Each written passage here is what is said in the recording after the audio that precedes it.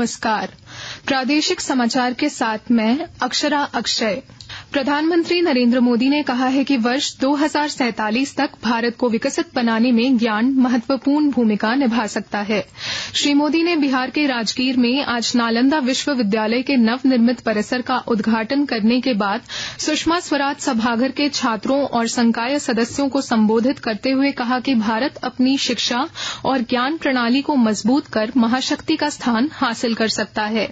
उन्होंने कहा कि नालंदा विश्वविद्यालय दुनिया के सामने हमारी पहचान और परंपराओं का एक बड़ा उदाहरण है। राज्य के सरकारी और गैर सरकारी सहित सभी स्कूलों में केजी से 12वीं तक की कक्षाएं अब सुबह 7 बजे से दिन के 11:30 बजे तक संचालित की जाएंगी। इस संबंध में आज स्कूली शिक्षा साक्षरता विभाग की ओर से आदेश जारी किया गया है, जिसमें बताया गया कि राज्य में गर्मी और लू की स्थिति को देखते हुए यह आदेश दिया गया है। यह व्यवस्था अगले आदेश तक लागू रहेगी।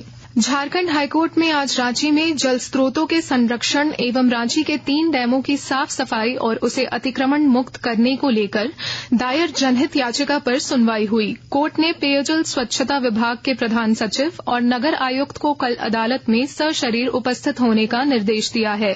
इसके अलावा कोर्ट ने रेन वाटर हार्वेस्टिंग में रांची नगर निगम के प्रतिनिधि के रूप में शामिल 3 अभियंताओं को भी कोर्ट में उपस्थित होने का निर्देश दिया है। पूर्व मुख्यमंत्री हेमंत सोरेन से जुड़े बड़गाई की 8.86 एकड़ जमीन घोटाला मामले के आरोपित मोहम्मद इरशाद ने आज पीएमएलए कोर्ट में जमानत की गुहार लगाई है। इरशाद की ओर से पीएमएलए के विशेष न्यायाधीश राजीव रंजन की अदालत में अधिवक्ता के माध्यम से जमानत याचिका दाखिल की गई। इस याचिका पर अदालत में 5 जुलाई को सुनवाई होगी। रांची जिले में कई ऐसे लोग हैं जो योग को करियर बनाने के रूप में अपनाकर अच्छी आमदनी कर रहे हैं। विस्तृत ब्यौरा दे रहे हैं हमारे संवाददाता। अच्छी सेहत, साधना और ध्यान के साथ वर्तमान समय में योग रोजगार का एक बड़ा माध्यम बन गया है। राजधानी रांची में कई ऐसे लोग हैं जिन्होंने योग को करियर के रूप में अपनाया है और आज वे बेहद खुश हैं।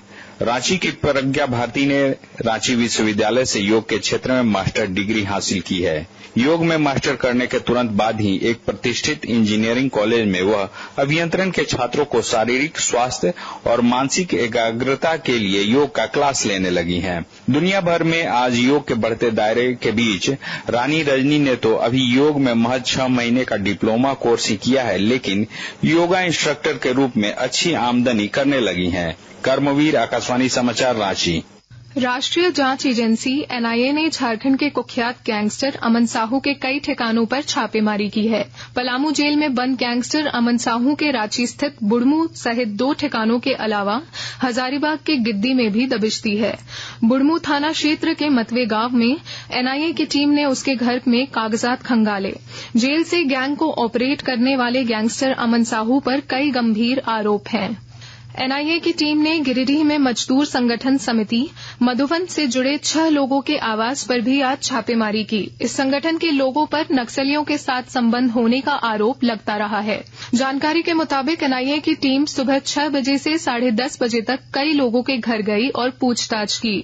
इस दौरान कुछ लोगों के फोन भी जब्त किए गए हैं। राष्ट्रीय जांच एजेंसी की टीम अभी भी मधुबन में है। राष्ट्रीय धातुकर्म प्रयोगशाला एवं वैज्ञानिक तथा औद्योगिक अनुसंधान परिषद की ओर से जमशेदपुर में विद्यार्थियों के लिए मेटलर्जी और मटेरियल इंजीनियरिंग से संबंधित एक संगोष्ठी का आयोजन किया गया। संगोष्ठी का विषय था बिहाइंड द टीचर्स डेस्क। इस अवसर पर दुर्गापुर CMERI के निदेशक डॉक्टर नरेश चंद्र मुर्मू मुख्य अतिथि के रूप में शामिल हुए। कार्यक्रम में रिसर्च जनरल का भी लोकार्पण किया गया।